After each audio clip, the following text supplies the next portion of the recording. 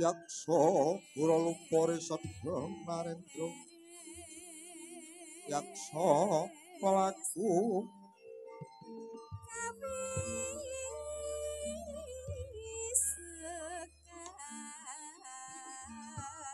한마요 너랭랭땅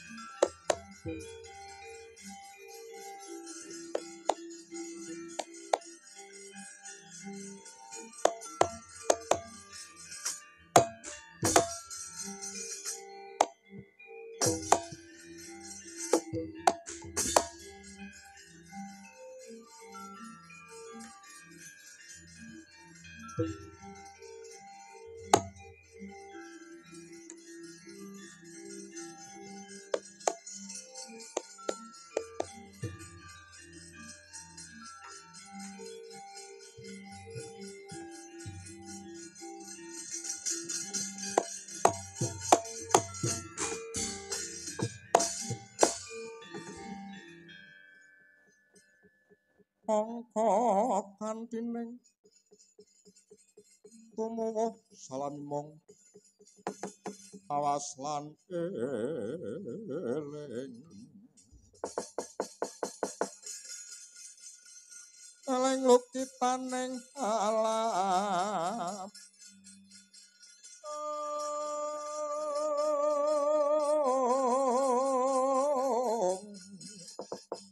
Dadya wiryaning dumati supati nireng sangsaya iku pangreksaning urip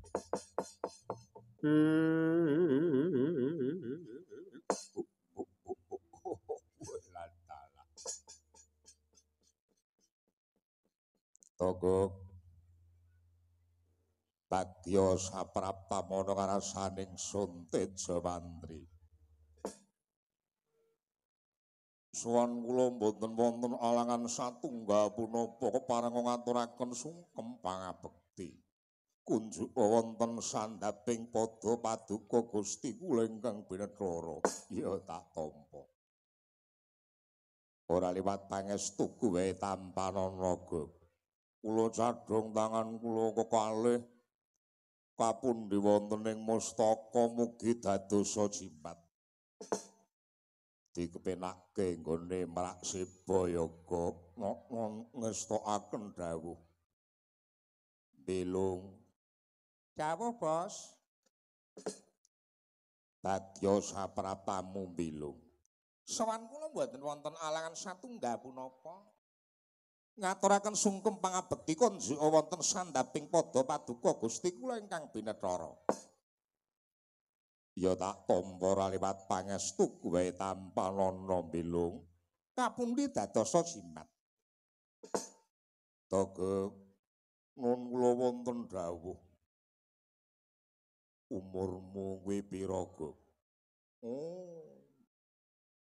Menawi ndangu babakan umur wong kula menika sampun ate gesang tigang alam. Dados kula menika nate dados jin setan niku nate. Kula sampun nate dititahke niku dadi dewa kula ugi nate. Wekasan kang pungkasan kula didadoske wujudipun makhluk utawi umat ingkang mapan wonten Ngarcapada. Dados umur kula niki mboten kantenan. Ora cetha tanggal lair ya Gong, ora cetha wong pirang-pirang alam wis dilakoni kok lho. Nek ngono kowe ngerti karo wujuding sejarah ya Gong, mboten namung sejarah. Sejarah malaikat niku kula ngertos. Ampun malih sejarah para wiyaga, para waranggana. Napa sing disuwunke prisa kepareng tartamtu badhe kula wangsuli. Aku arepe takon, Gek. Selawasa urip ana jagat durung nate weruh sapa ya kuwi wong tuaku. Mula aku sritanana ya Gek sabab nggonku urip ana jagat raya rumangsa ngrasake wujuding sengka mangkel mbrebel rasa badhel sing tak rasake.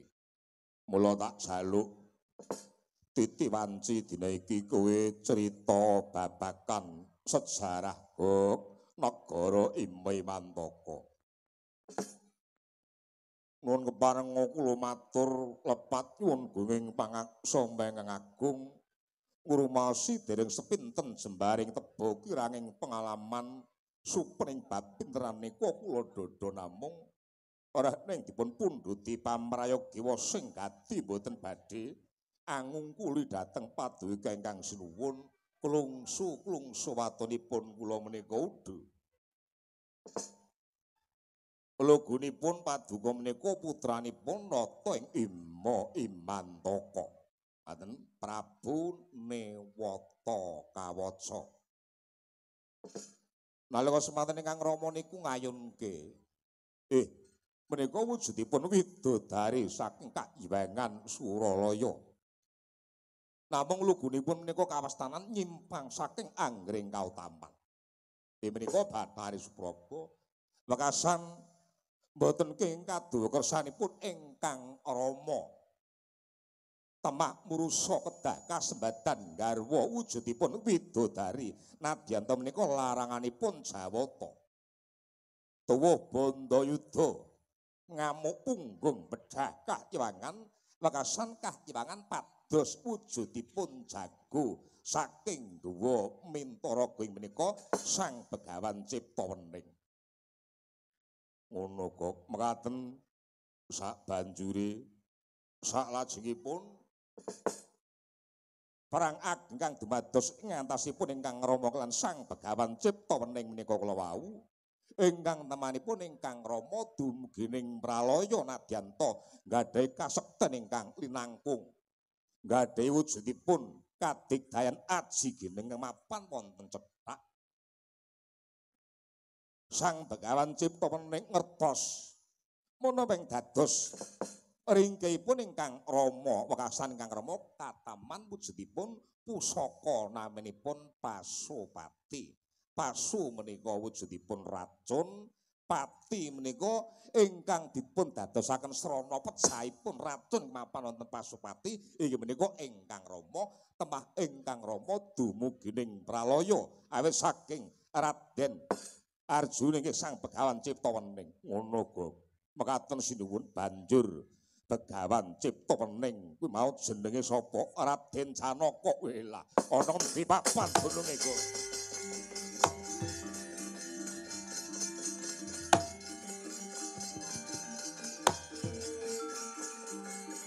Kradha mentapir tnebak.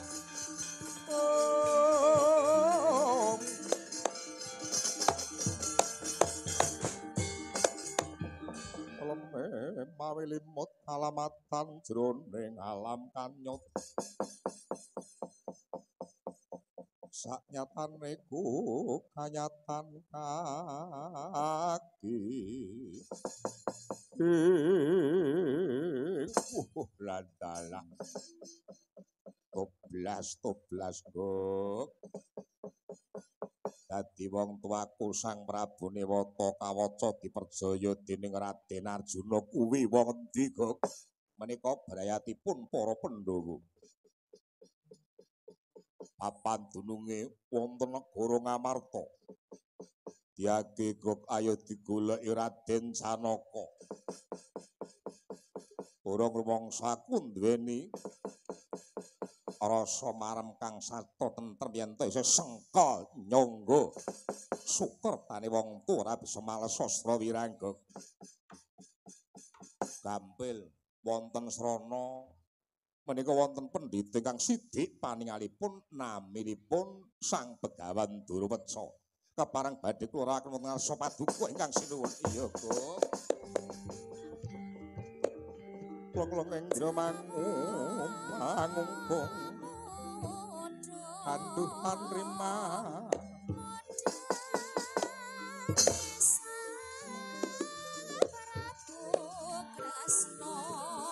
Elena tanpa kanin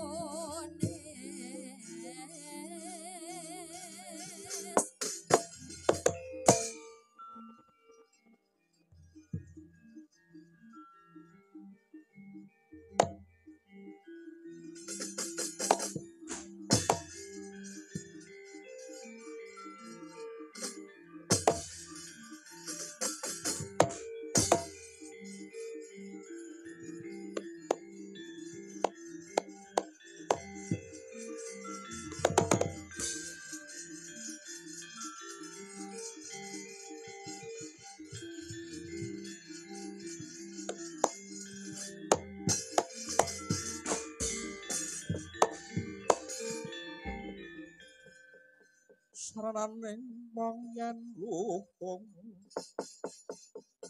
betah klopo kurang golek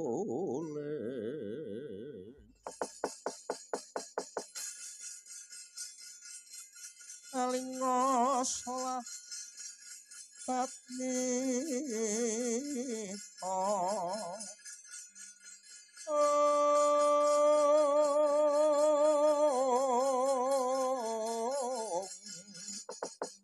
yen nganti kudu manis mring sesama samaning manungsa sami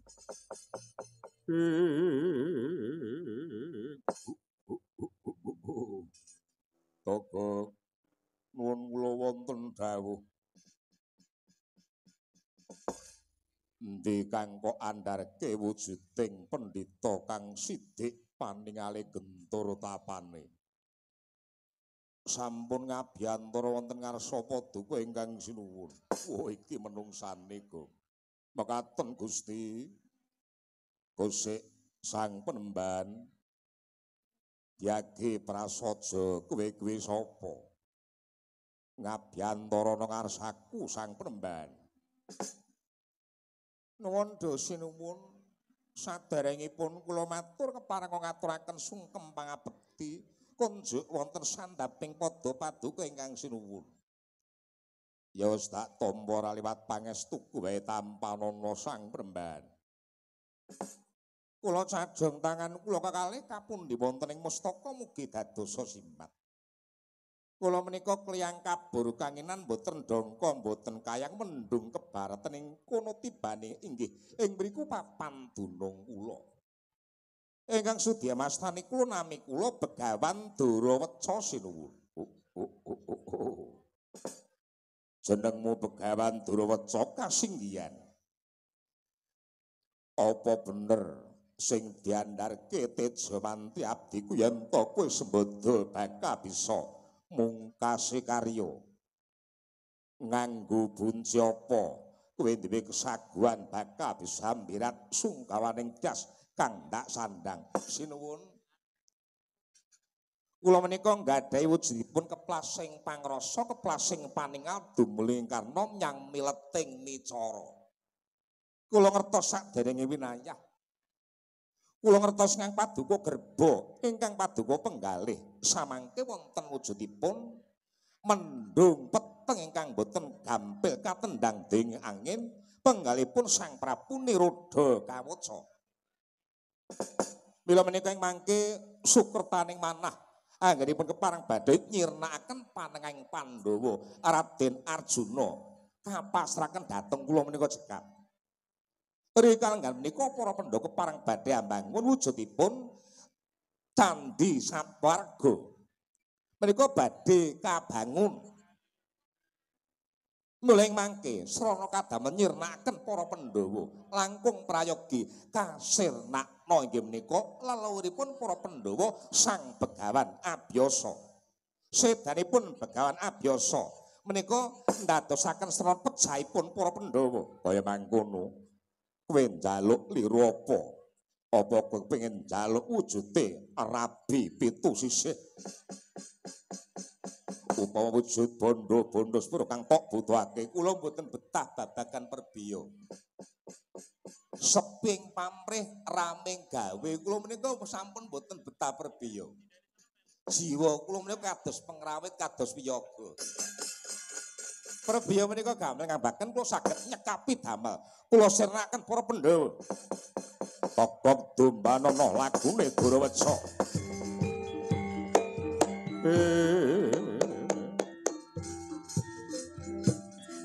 Tan samar pamoreng sukma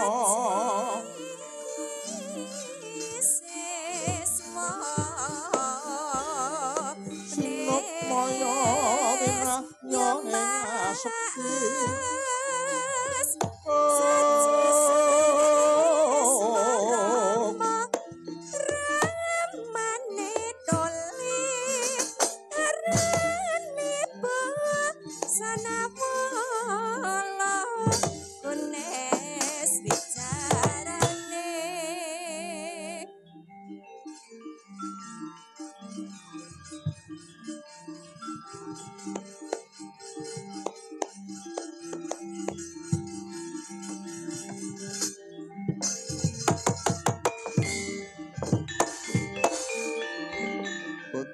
kang kanjeng langit kelap-kelap katon ler kincang alistri sang mawe kandrung ayo gek ditumbani lakune Durwatsa nganti ana kang kari-kari terakhir kumyong paraning madya gone aku mampat karwaris tenan saya surut-surut pancarep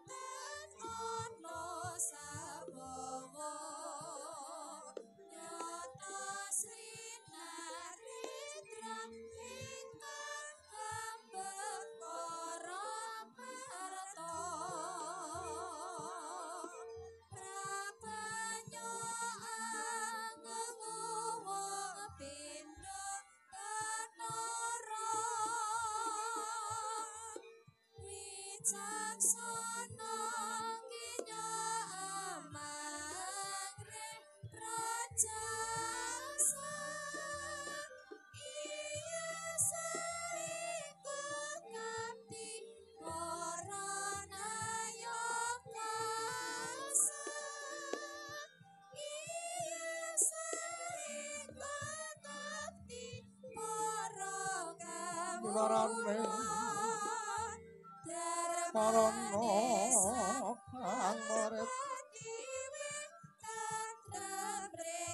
pinawruhan mengandengkan samar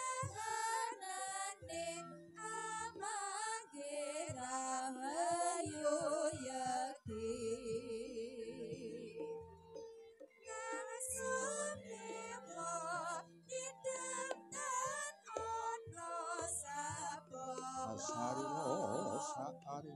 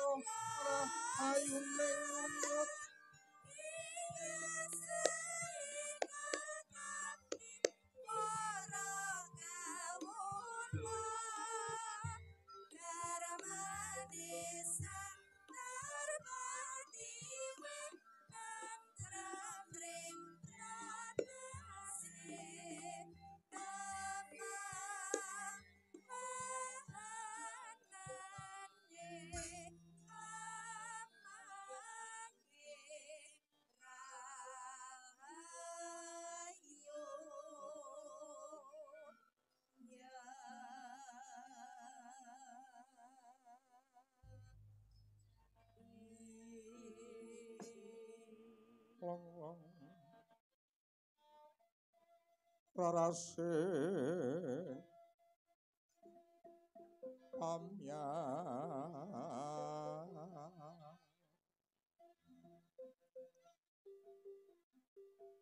renggane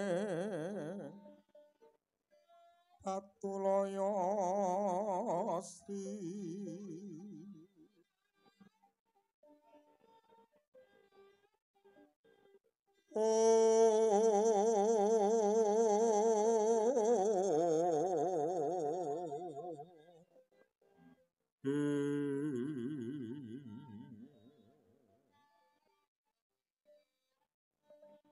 Cinawi sesotnya manik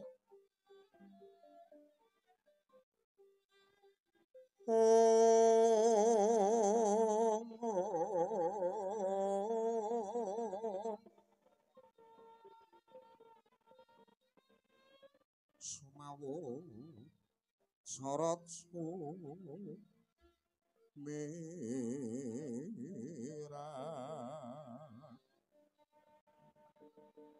serat tenak kilat adit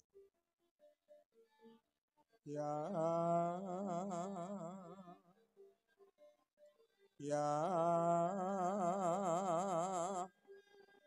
Tranggono Sumawu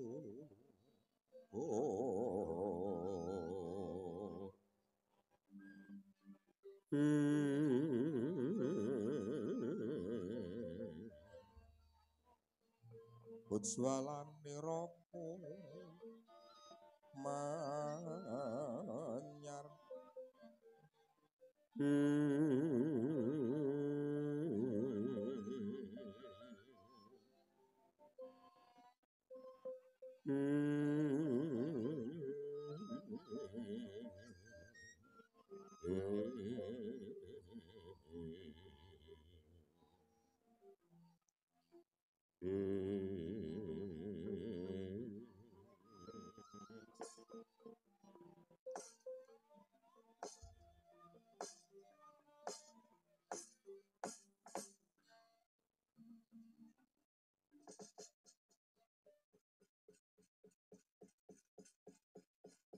atap silane kang samyon angken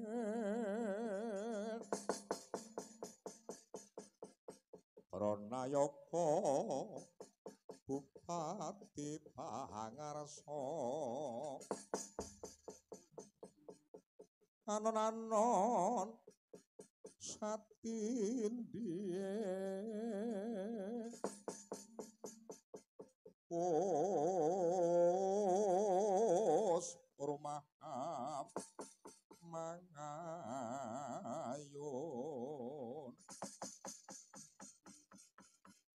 nganti sabdaning nata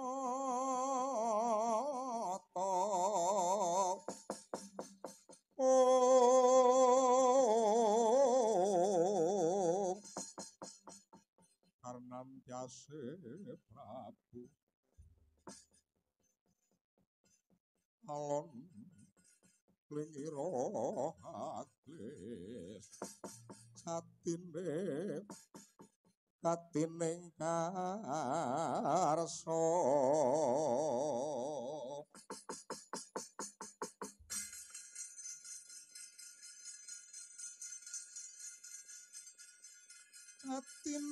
katining karsa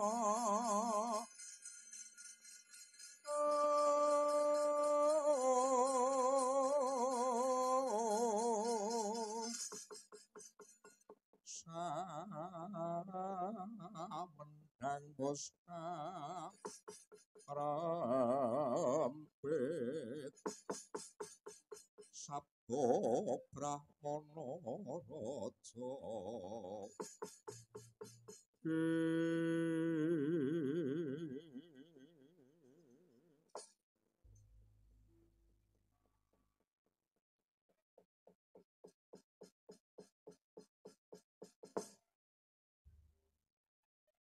Sarawa Padukodo Koko Prabing Mandura keparenga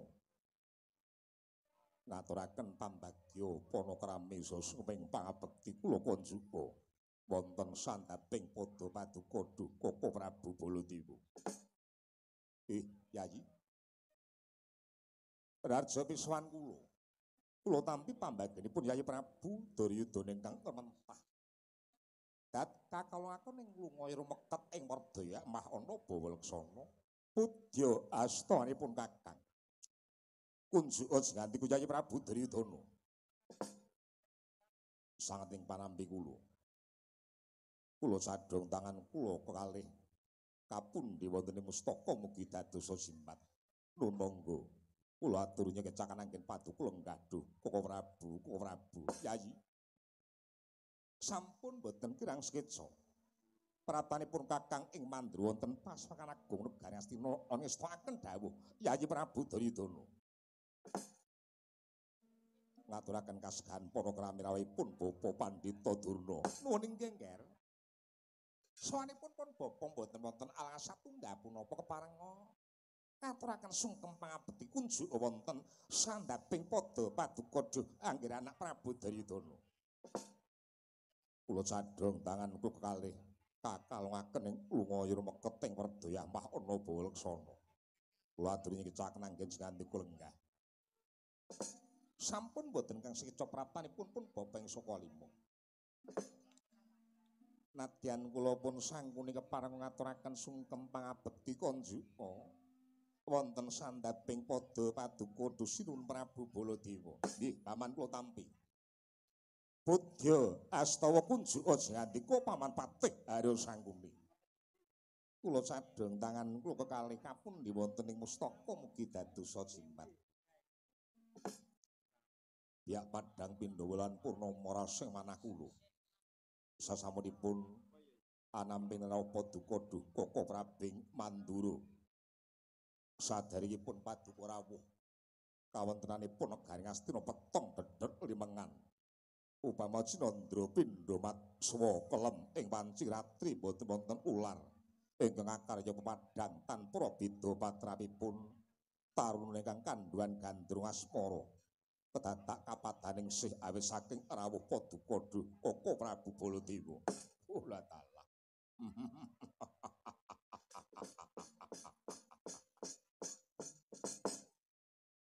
semanten anggen jingandika ngluraken dhateng asmanipun pun Kakang ing Mandura. Kejawen daring sabda praptanipun Kakang ingkang sinugata olah manis. Sinubaging tata krama kang sarta linubiran ing gegojek yayi. Genging panon tanpa pamrih. Wujudipun pakurmatan kang sugataken wonten negari Astina Yayi Prabu Duryudana. Lajeng wonten parigawe menapa jingandika mondhongipun Kakang ing Mandura Seba wonten Pasewakan Agung negari Astina. Nun monggo kula aturi majengken paduka kula kakeparang badhe kula jatos sujatining pasewakan. Non ngestakaken dawuh Yayi. Palunggon lakuning lekas Lokita linoting kidung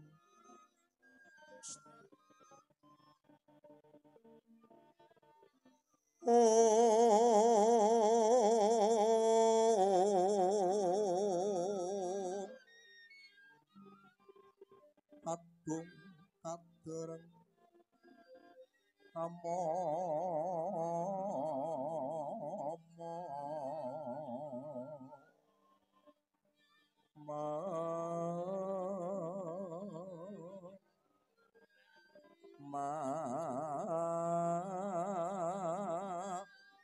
ngun manah rahayu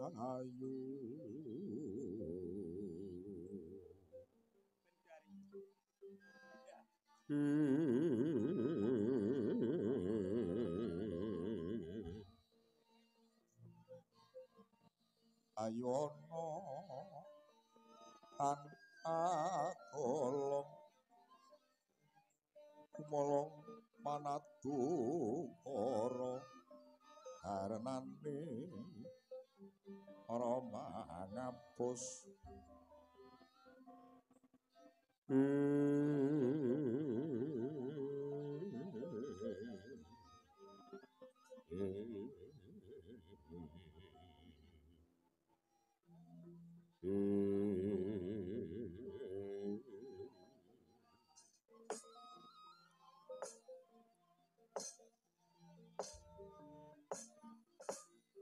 Nuwun Yayi. Monggo kula aturi paring dawuh. Menawi wonten sandya sutaning panggalih sayogdi kawedane kathah keparenga kula badhe nderek ngrasaken mbok menawi sembada ambabating rungkut angoboring pepeteng hambirat sungkawaning tias Yayi Prabu Duryudana. Nok ngestakaken dawuh. Menapa to sababipun paduka Koko Prabing Mandura keparang kula aturi rawuh wonten negari Astina jalaran wonten bab ing dadosaken sengkeling manah kula magepokan kawontenanipun adi-adi kula para Pandhawa samangkin tanpa dadak mawi kabar dhateng negari Astina sumantaka lancang keparang badhe bangun wujudipun Candhi Satwarga.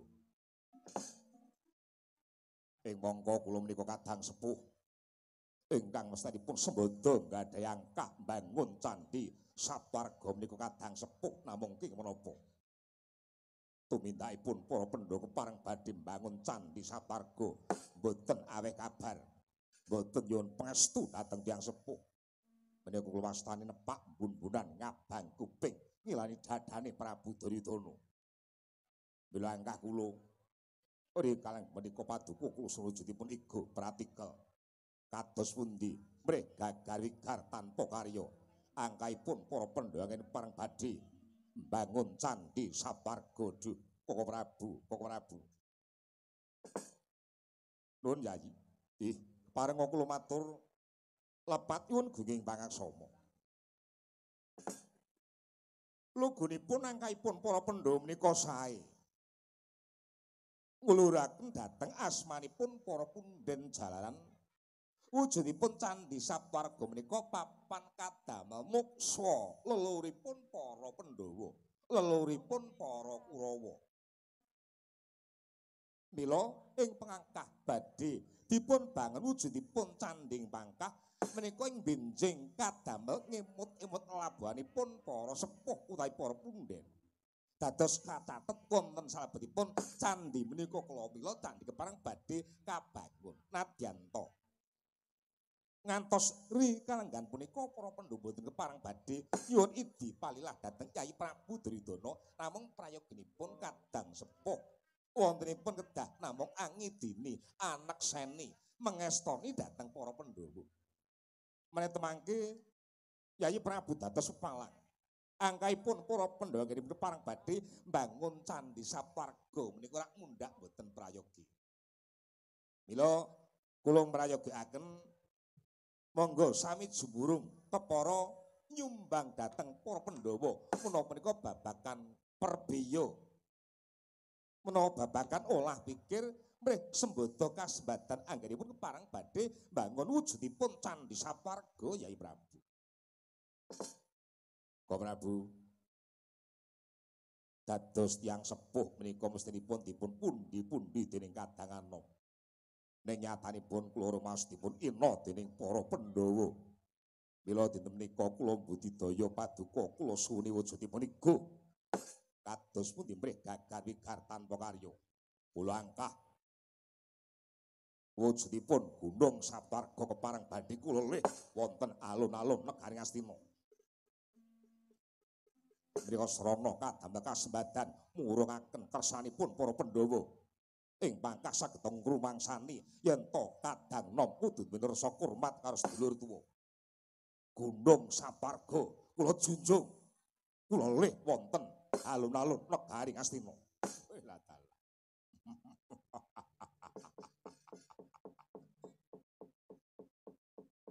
Cocak nguntal lo sengara kasembadan. Gunung Pitu badhe dipun junjung. Papanipun badhe dipun papaken wonten alun-alun negari Ngastina. Yayi kula mrayogakaken ampun dipun lajengaken. Samangke monggo sarenganipun Kakang ing pangkat jumurung dhateng kersanipun para Pandhawa. Ing mangkah dimen kasembadan angkaipun parang badhe mbangun Candhi Saptarga Yayi. Long-long Indra mangungkung kanduan rimbang lerlena tanpa kanin yen tan tulusa mengku sang Dyah Utama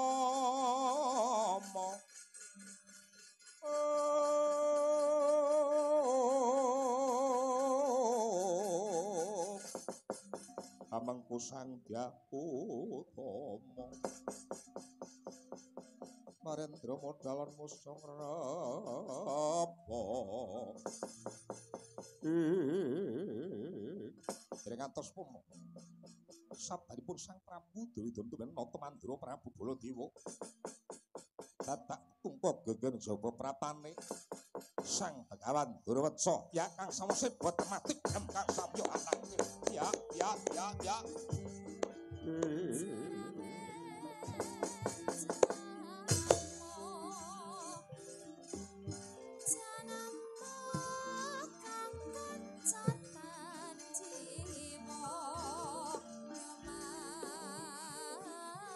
Masutrasa Maramayan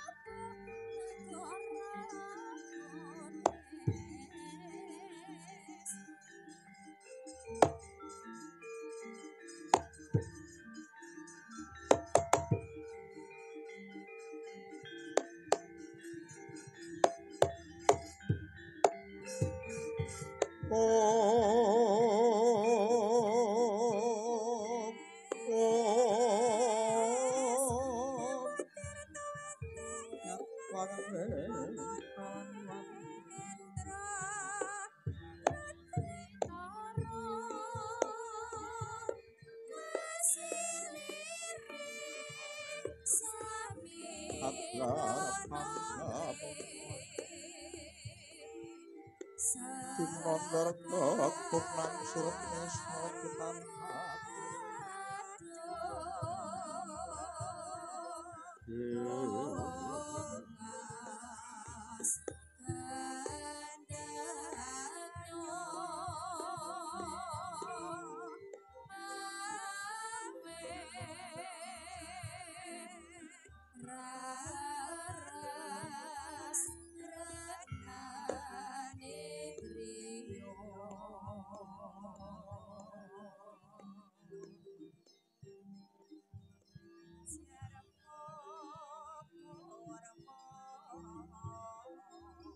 Timo Anawang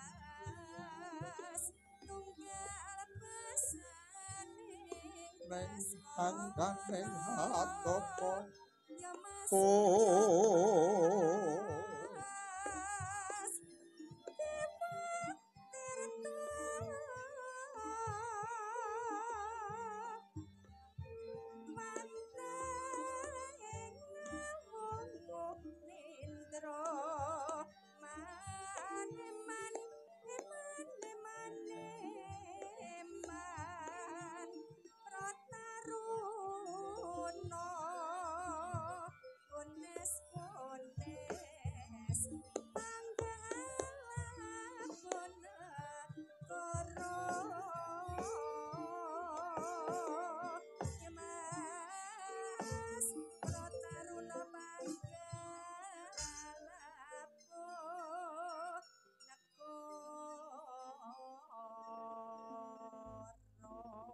Alami mamilimut Kalamatan jroning alam kanyut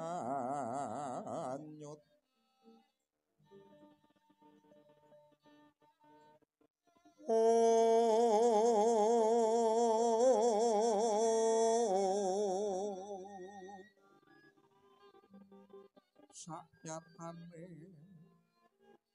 iku kanyatan kaki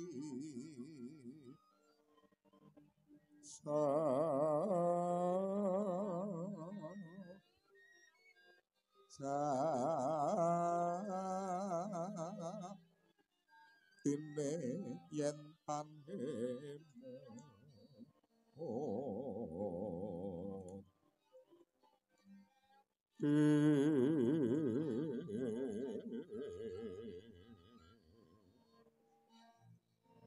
sayektitan bisa ngomor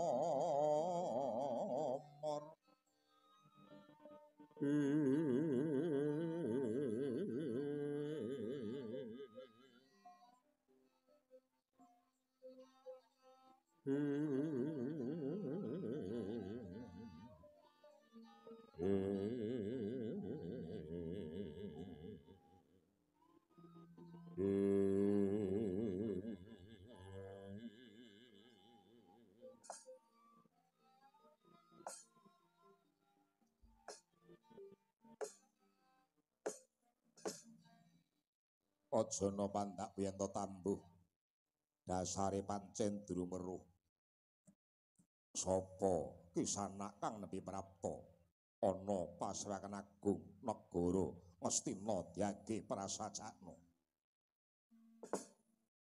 nuwun sinuwun saderengipun kula matur keparenga kula ngaturaken sungkem pangabekti konjuka wonten sandhaping pada paduka ingkang sinuwun ndak tambara liwat pangestu kuwe tampanana kula cadhong tangan kula kekalih kapundi wonten ing mustaka mugi dadosa jimat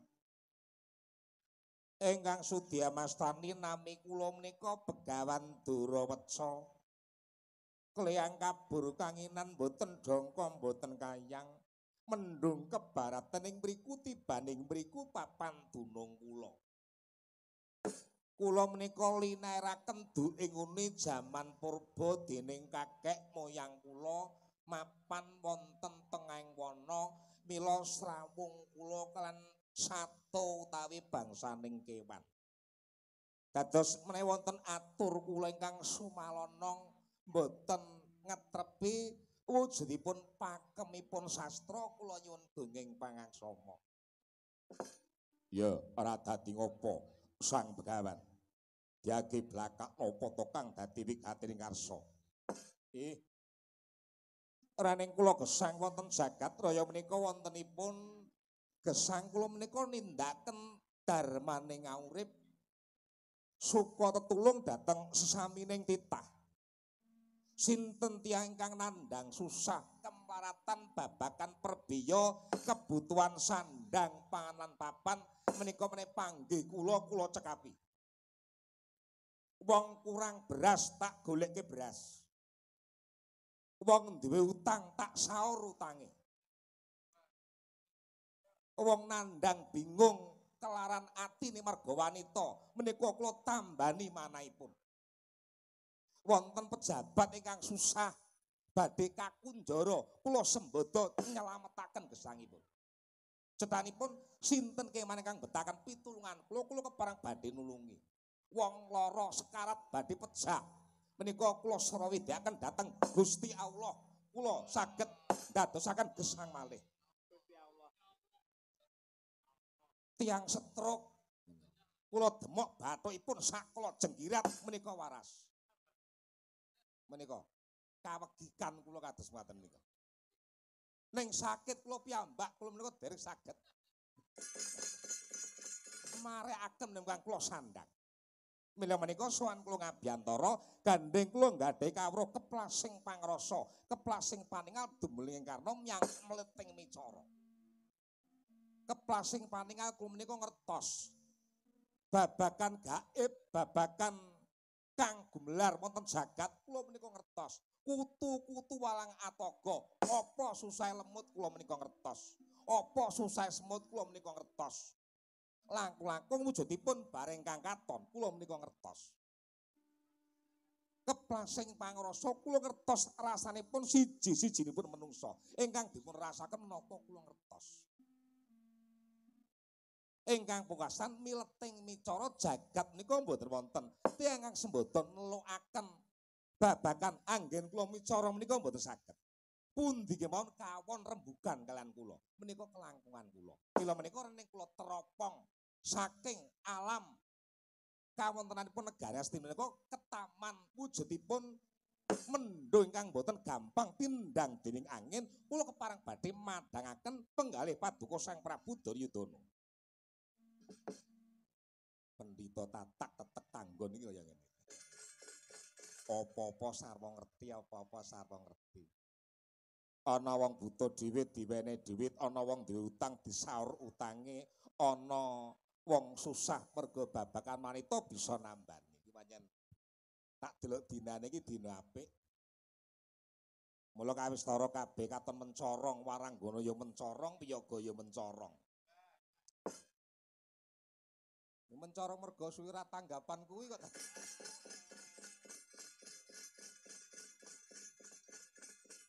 Kowe ngerti yen aku nandhang Sungkawa, kula ngertos paduka menika nandhang Sungkawa. Apa kang ndak sandang dina iki? Karena paduka menika mboten dipun pamiti dening para Pandhawa anggenipun bangun candhi Saptarga. Kula ngertos. Mestanipun para Pandhawa badhe bangun candhi Saptarga menika sowan dhateng Prabu Duryudana. Koko Prabu kepareng kula badhe nyuwun pamit, nyuwun pangestu, nyuwun pendenganipun tiyang sepuh badhe mbangun candhi Saptarga. Monggo kepareng kula aturi ndumbani mestinipun Pandhawa menika ngaten. Namung gandeng Pandhawa menika sak serik nggadahi rasa iri drengki srai jalmu takil kan Prabu Duryudana. Menika butuhipun memirang dhateng Prabu Duryudana mila tanpa nyuwun pamit kepareng badhe mbangun candhi Saptarga. Menika tata gelaripun badhe damel wirangipun Prabu Duryudana. Cetha menika. Mila rening kula ngertos sengkling manah paduka kula pareng badhe mbiyantu kaparentah menapa angkan dimen gagar wigar tanpa karya karepe para Pandhawa.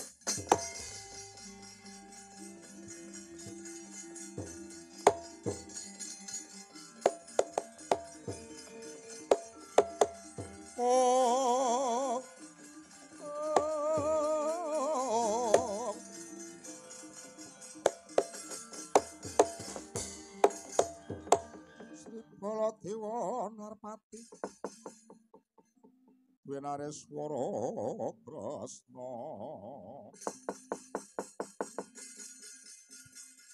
sakalangkung tresnanipun marang Pyabanon Cinawi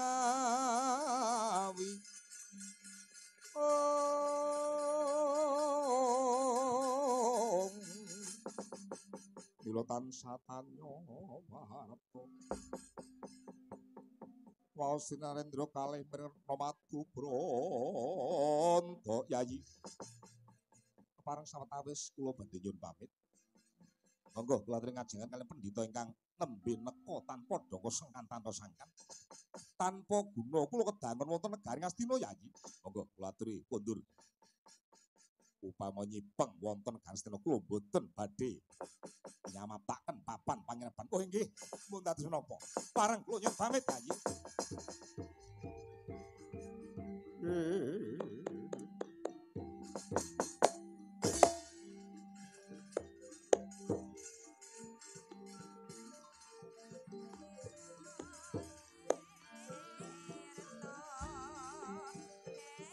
ana pandhita karya wangsit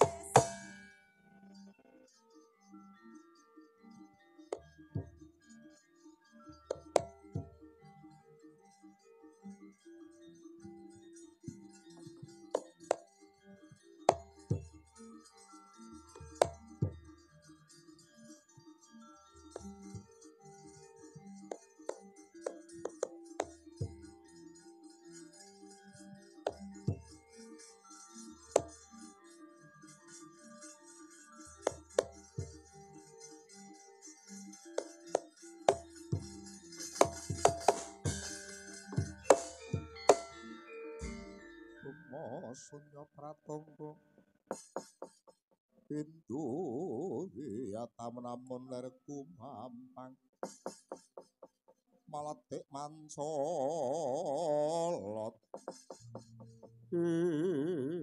sinuwun amit mandha pasilan kepareng kula badhe budidaya gagar wigar tanpa kareposanipun para Pandhawa ya tak dombane lagu sangkala ana pandhita karya wangsit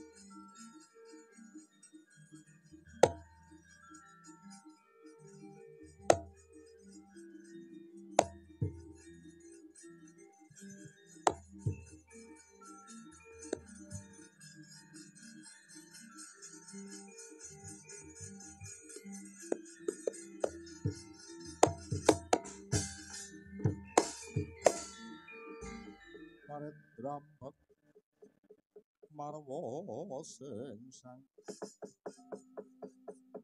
makyat kurata katekabing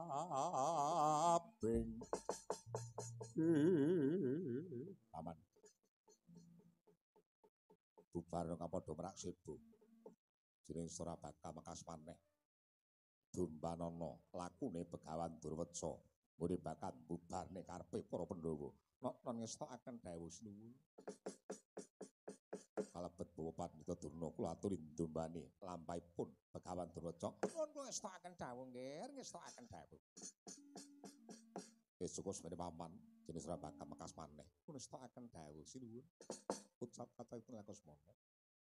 Puspurna sabdaning Sri Narendra. Sabda Pandhita Ratu sabdaning pendhita ngendikaning Ratu Datan Kenawalawali. Pindha tumetes Wekesna temaming glancang sita sekten besara mebet Kundara sira temu wong prabane.